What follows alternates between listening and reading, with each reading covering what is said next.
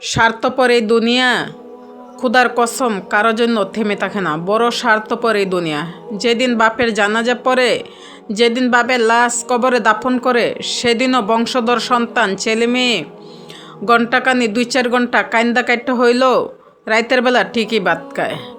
পাশের ঘর থেকে ঠিকই ভাত নিয়ে আসে, খানা আনে, এরা ঠিকই খায়। স্বার্থপর এই দুনিয়া যে, কারণ নিজের চিন্তা সবাই করে। দুনিয়া কারোর জন্যই থামে না।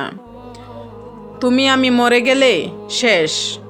আবারও বলছি কথাটা, আমি মরে গেলে এরপরে পৃথিবী যত আধুনিক হোক না কেন আমার কি?